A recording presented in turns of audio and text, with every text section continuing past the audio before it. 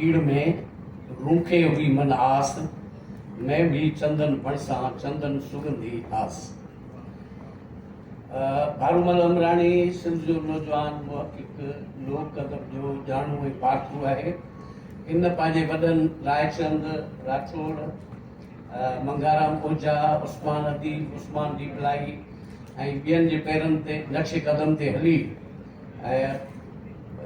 गीत सावण जा, मन भावण जा, थर जी लोक ॾाहप, चित्र ॿोली चारणा, धरती गाए थी, मथां लख लतीफ़ चए, थर थर अंदर खाक ऐं ॿिया किताब जेके छपिया आहिनि। हिन पंहिंजे नौखोज़ उमिरि खां वधीक कमु कयो आहे। 2004 में हिन जॾहिं गीत सावण जा, मन भावण जा किताब लिखियो त उनजी हिकिड़ो नंढड़ो किताबड़ो हो, पर उनजी अहमियत आउं तव्हांखे ॿुधायां। जीअं हिते असांजो दोस्त एहसान दानिश ॿुधायो हुयो, डॉक्टर बलोच लोक अदब जे 17 नंबर किताब में सिंध जा 57 लोकगीत ॾिना आहिनि, जंहिंमें 5 सिंध जा मक़बूल, 8 कोहिस्तान जा ऐं 8 उत्तर जा, 2 कोहिस्तान जा गीत ॾिना। पर उनमें 42 क़िस्म गीतनि जा जेके सिर्फ़ु थर जा आहिनि। पर जॾहिं भारूअ हिकिड़ो नंढड़ी छोकिरी 2004 में ॾिनी त उनमें 14 नवां अहिड़ा गीत हुआ जेके डॉक्टर बलोच साहब न ॾेई सघियो हो। तव्हां इन इब्तिदा उतां के उन ते मूं हिकिड़ो तफ़सीली मज़मून बि लिखियो हो, इन जी हिमत अफ़ज़ाई कई, जेको नी पब्लिकेशन जे दिलीप कोठारी किताब छपिरायो। उन खां पोइ हिन अॻिते साईं वलीराम जे लफ़्ज़नि में त देवेंद्र सत्यार्थी जंहिं हिंदीअ जा गीत गॾु कया, उन वांगुरु हिन कमु कयो। पोइ चित्र ॿोली चारणा, हमरोड छत्तीसी ऐं ॿिया किताब हिन जा मैदान में आया। ऐं भारूअ जी सुञाणप थर जा लोकगीत ऐं दोहा थी वई। हिन जो जेको ही किताब गीतनि भरिया रेगिस्तान आहे, या चित्र ॿोली चारणा ऐं ॿिया गीतनि जा किताब ॾिसनि था त हिन में 104 गीत मिलनि था।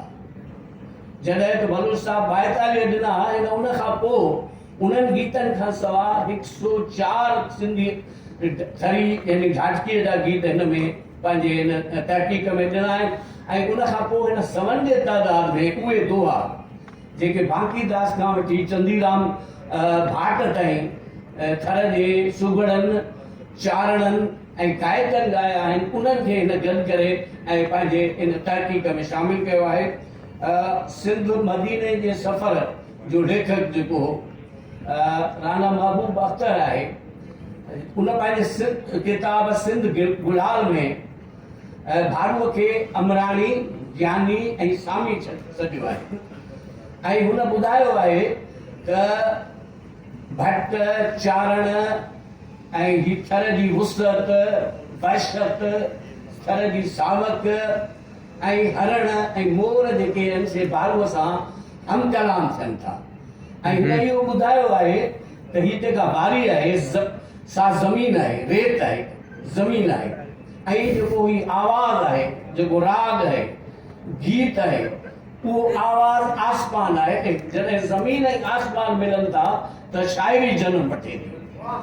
त हुन इहो ऐं उन में ॿुधायो आहे त भारूअ जेके गीत लिखिया, जेके जमा कया आहिनि, उहे ईअं मुंहिंजी राय आहे त उहे ईअं त थर जे ज़मीन मां माउ जे थञ जे बूहे वांगुरु फुटी निकिता आहिनि। ऐं उन में माउ जी ममता बि आहे, उहो थञ जो साव बि आहे, उहा भुगा ऐं महकार उन्हनि में मौजूदु आहे जेका हिन समय हिन थर जे हर कबई भाङे जा गीत ॻोल्हे हथ कया आहिनि ऐं उन्हनि खे कलम बंदि करे हिन पंहिंजे किताबनि में शामिल कयो। पर हीउ जेको वॾो ॿियो कमु कयो आहे, हिननि किताबनि खे जेको उर्दूअ में तर्जुमो कयो आहे, उहो लफ़्ज़ी तर्जुमो न आहे, उर्दूअ जो तर्जुमो न आहे। हिन लाइ उन खुसरो जी ज़बान जेका खड़ी ॿोली हुई, जेका राजस्थानी खड़ी ऐं राजस्थानी ॿोलीअ जो सहारो वठी जॾहिं हिननि जो तर्जुमो कयो आहे, छो त ढाटकी, मारवाड़ी, बारकरी या उनखे वधीक वेझी आहे, त हिन खड़ी ॿोलीअ जे सहारे सां उनजो को तर्जुमो कयो आहे, उहो ईअं थो महसूसु थिए जीअं राना महबूब अख्तर लिखियो आहे त ॼण त मीरा जी ज़बान हिन असांजे वात में ॾेई छॾी आहे। मीरा जी ज़ुबान जेका आहे उहा जेका आहे ॼण त असांजे वात में हुन ॾिनी आहे। ऐं हिननि जे गीतनि में ईअं सम्झो त मारवी, मोराबाई ऐं देवलबाई ऐं मूमल जो ॼण त फेज़ शामिल आहे। त हिन ही जेको पोरियो कयो आहे ऐं उन में सचपच साईं सरदार शाह जी चयो उहो जेकॾहिं हिन जे पुठियां न लॻे हा तोलाराम ऐं असां ऐं दिलीप हिन जे पोयां हुन जे फुलफिल न कयूं हा ऐं हिन खे उत्साह न ॾियारियूं हा त शायदि ही सभु शयूं रहिजी वञनि हा। त ऐं पोइ मदद अली सिंधीअ जेको ट्रांसलेशन ब्यूरो जे ज़रिए ही ॿ जेके किताब छपाया आहिनि ऐं अमर सिंधूअ जी हिन राय सां मुतफ़िक़ आहियां त ही असां ॿी ज़बान वारे खे सिंध जे तहज़ीब जे तारीख़ जे गीतनि जो गुलदस्तो उन्हनि खे ॼण त तोहफ़े में ॾेई सघूं था। ऐं इन जे लाइ भारू अमराणीअ जेके कोशिशूं कयूं आहिनि ऐं सम्झां थो हिन वक़्तु जॾहिं कारूंजर जे कोर खे कोरण ऐं दुनिया जे हिन हसीन पहाड़ खे बम ब्लास्ट ज़रिए तबाह करे पार्कर जे 24 मेलनि में पकड़ियल इको सिस्टम खे ख़तमु करण जा सामा थी रहिया आहिनि तॾहिं भारूमल जी तहक़ीक़ कारूंझर जे मोर जी कूक महसूस थिए थी। ऐं सिर्फ़ु ॿ दुआ पढ़ंदुसि।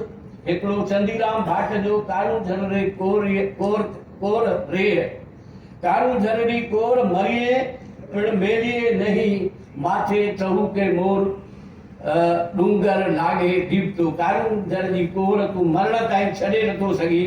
उन जे चोटीअ ते जॾहिं मोर नचंदो आहे त डूंगर ॾींहं वांगुरु पढ़ण लॻंदो आहे। ऐं ॿियो हिन जेको रूपले ॿोलीअ जे हवाले सां कारूंझर जे तहफ़ुज़ लाइ जेको बेत ॾिनो आहे ऐं सम्झां थो असांजे हर नौजवान खे असांजे हर सिंधीअ खे हर थरीअ खे उहो किरदारु अदा करिणो आहे। कारूंझर रे कूंगरे गेरा बाजे ढोल माना जॾहिं कोलिन अंग्रेज़नि ते हमिलो कयो यानी 1843 में सिंध फतह थी वई। 1859 ताईं रूपले ॿोली ऐं करण जी ऐं हुन जे साथी ॾजे वॾे ऐं ॿियनि थर पार करते कब्ज़ो थियणु न ॾिनो। दो लफ़्ज़ है हू विया चए थो कारूंझर रे कूंगरे गेरा बाजे ढोल। कारूंझर जे कूंगरनि ते गहरा दोहल वॼनि पिया। रावता में कोली रूपलो वनका ॿोले ॿोल। बहादुरनि में रूपलो ॿोली जेको आहे दुश्मननि खे ललकारे थो ऐं ॿोल ॿोले थो। अॼु ज़रूरत आहे त कारूंझर बचाइण लाइ रूपले ॿोलीअ जी कूक बणिजूं ऐं उहा कूक असांखे हिननि गीतनि जी किताबनि में मिले थी। महिरबानी।